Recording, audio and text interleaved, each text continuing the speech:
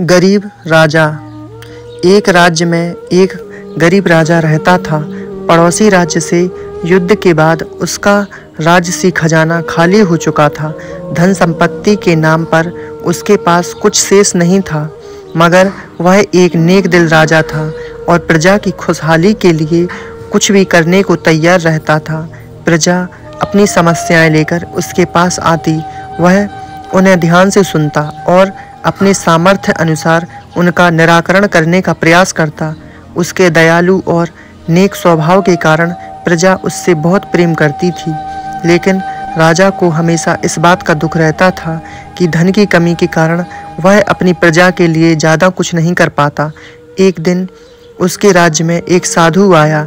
लंबी यात्रा के कारण वह भूख प्यास से बेहाल हो चुका था और रास्ते के किनारे निडाल होकर बैठा हुआ था।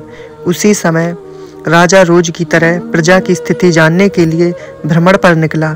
उसकी दृष्टि उस साधु पर पड़ी। वह उसके पास गया और उसका हाल पूछा।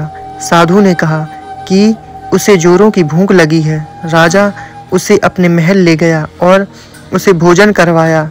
साधु राजा के दयालु स्वभाव से बहुत प्रसन्न हुआ और उसका धन्यवाद देकर पूछा, महाराज, आप इतने दुखी क्यों दिखाई पड़ते हैं?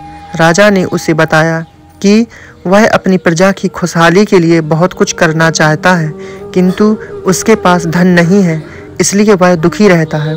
साधु ने उसे समझाते हुए कहा, महाराज, आपके पास दयालुता और नेक नियत का सबसे बड़ा धन है, जो आप अपनी प्रजा में बांटते हैं। आपके पास जो है उसके साथ ही प्रजा की भलाई और उनकी समस्याओं के निराकरण के लिए सब कुछ करते हैं। आपकी ये भावना आपको सबसे धनवान बनाती है, इसलिए आपकी प्रजा कमियों के बाद भी आपके राज्य में सदा प्रसन्न और खुशहाल रहती है। साधु के इन शब्दों का राजा पर गहरा असर हुआ।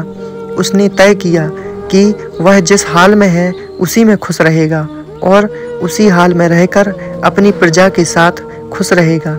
वह समझ गया था कि जीवन में सबसे बड़ा धन आंतरिक खुशी है। गरीब राजा की यह नेक कहानी हमें यह सिखाती है कि धन की अधिकता ना होने पर भी हम अपनी ईमानदारी, नेकी और दयालुता से अपने जीवन को खुशहाल बना सकते हैं। आशा है आपको ये स्टोरी पसंद आई होगी।